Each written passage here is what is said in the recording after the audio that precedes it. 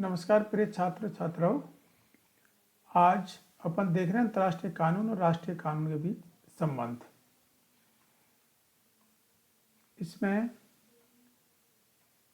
राष्ट्रीय तथा अंतर्राष्ट्रीय कानून के बीच संबंध के को जो विश्लेषण करने वाले जो कुछ प्रमुख सिद्धांत हैं उनके संदर्भ में अपन देख रहे हैं कि राष्ट्रीय और अंतर्राष्ट्रीय कानून के बीच में क्या संबंध है। तो यहाँ हम देखते हैं कि अंतर्राष्ट्रीय कानून राज्यों के पारस्परिक संबंधों को निर्धारित करने वाला कानून है, जबकि राष्ट्रीय कानून राज्य की भौगोलिक सीमा या यूं कहो कि प्रादेशिक क्षेत्राधिकार के अंतर्गत रहने वाले व्यक्तियों, संस्थाओं, निगमों, विदेशी नागरिकों आदि पर प्रयुक्त होने वाला कानून है। अंतर्राष्ट्रीय कानून और राष्ट्रीय कानून दोनों ही अपने स्रोत की दृष्टि से समान हैं। दोनों का स्रोत मुख्य रूप से परंपराएं और अभिव्यक्ति यानी कि हमारे रीति रिवाज समझे जाते हैं।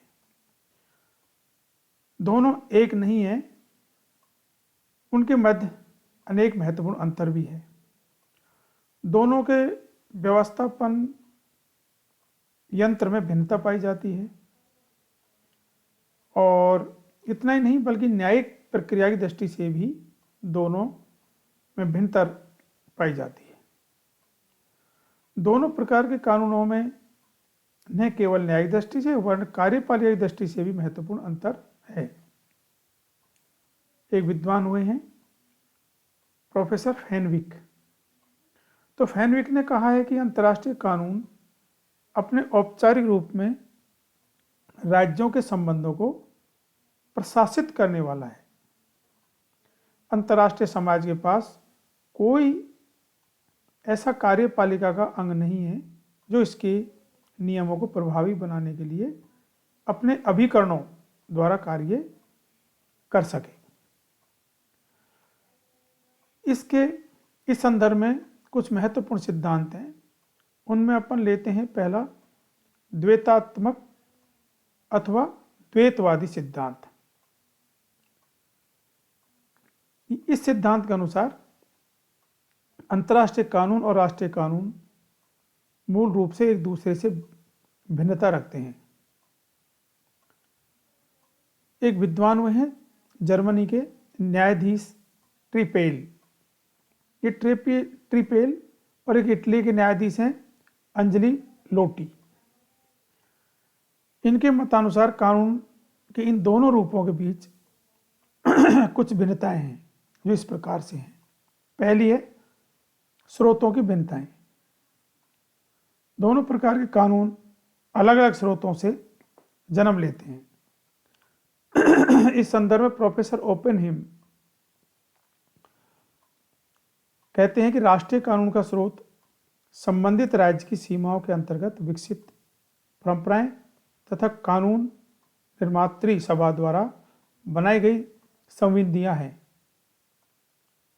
दूसरी ओर अंतर्राष्ट्रीय कानून का स्रोत विभिन्न राज्यों के बीच विकसित परंपराएं एवं उनके द्वारा की गई कानून निर्माण या कानून निर्माता संधियां हैं।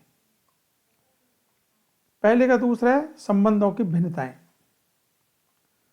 राष्ट्रीय कानून द्वारा अपने राज्य में रहने वाले नागरिकों के पारस्परिक संबंधों और राज्य तथा व्यक्ति के पारस्परिक संबंधों का नियमन होता है। दूसरी ओर अंतर्राष्ट्रीय कानून द्वारा राज्यों के पारस्परिक संबंधों का नियमन होता है।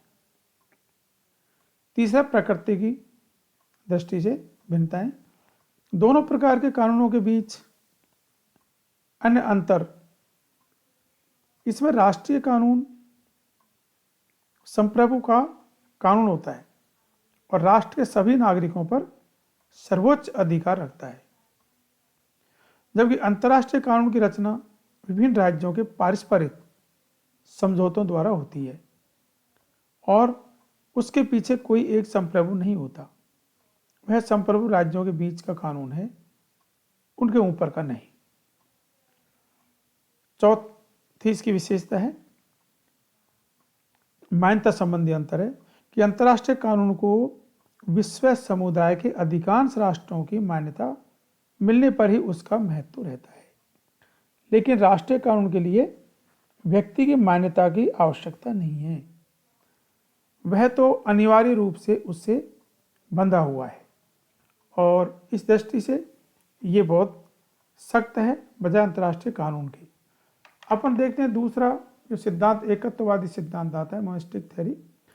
इस मत के समर्थकों का कहना है कि कानून के इन दोनों रूपों के बीच कोई अंतर नहीं है। यदि एक के द्वारा राज्य के आचरण का नियमन होता है तो दूसरे के द्वारा व्यक्ति के आचरण का। व्यक्तिगत आचरण का मतलब यहाँ राज्य का कानून का है या राष्ट्रीय कानून का है, और राज्य के आचरण का मतलब यहाँ अंतर्राष्ट्रीय कानून से संबंधित है। दोनों स्थितियों में विधि एक आदेश है, चाहे वो किसी व्यक्तियों को आचरण के लिए दे या किसी एक से अधिक देशों को। तीसरा हमारा है रूपांतरवादी सिद्धांत, ट्रांसफॉर्मेशन थ्योरी है। रूपांतरवादी सिद्धांत के मुख्य प्रतिपादकों में एक विद्वान हुए स्टार्क, इनका नाम बड़ा उल्लेखनीय है। और इस सिद्धांत के अनुसार अंतर्राष्ट्रीय कानूनों को राष्ट्रों के नागरिकों पर उस समय लागू किया जाता है जब वे वहाँ की संसद या विधानसभा द्वारा अपने राष्ट्र के कानून के रूप में परिवर्तित कर लिए जाते हैं। जब तक इस प्रकार का रूपांतर नहीं होता तब तक अंतर्राष्ट्रीय कानून का पालन नहीं होगा। चौथा है प्रत्यायोजन या समर्पणवादी सिद्धांत। ये डेलीगेशन थ्योरी में प्रत्यायोजन या समर्पणवादी सिद्धांत के समर्थकों का यह कहना है कि अंतर्राष्ट्रीय कानून का विषय राज्य होते हैं जिन्हें उसके द्वारा शक्ति हस्तांतरित की जाती है। प्रत्येक राज्य को यह अधिकार सौंपा जाता है कि वह स्वयं यह निर्णय करे कि कोई संधि कब और कैसे लागू की जाएगी तथा उसे किस प्रकार राष्ट्रीय कानून का भाग बनाया जाएगा। विशिष्ट ग्रहणीकरणवादी सिद्धांत, स्पेसिफिक है एडॉप्टेशन थ्योरी। इसमें अस्तित्ववादियों का मत है कि अंतर्राष्ट्रीय कानून को प्रत्यक्ष रूप से राष्ट्रीय कानून के क्षेत्र में लागू नहीं किया जा सकता। इसे लागू करने के लिए जरूरी है कि इसको विशिष्ट रूप से राष्ट्रीय कानून के क्षेत्र में ग्रहण किया जाए। इस प्रकार राष्ट्रीय कानून के क्षेत्र में अंतर्राष्ट्रीय कानून के नियमों के लिए यह आवश्यक है कि उन्हें राष्ट्रीय कानून अपनी विशिष्ट प्रक्रिया द्वारा स्वीकृति प्रदान करे। यहाँ एक राज्य के कानून और दूसरा अंतर्राष्ट्रीय कानून के संदर्भ में जो बातें बताई गई हैं कि एक राज्य के लिए उसका कानून है वो अपने व्यक्तियों पर किस तरीके से प्रभावी होता है, और एक अंतर्राष्ट्रीय कानून है जो अंतर्राष्ट्रीय जगत के देशों पर किस प्रकार से प्रभावी होता है। हालांकि दूसरे जो देश हैं वो सब संप्रभु देश हैं और अंतर्राष्ट्रीय कानून को वो मान्यता या महत्व नहीं देते जितना कि वो अपने राष्ट्रीय कानून को मान्यता या महत्व देते हैं। धन्यवाद, आज इतना ही।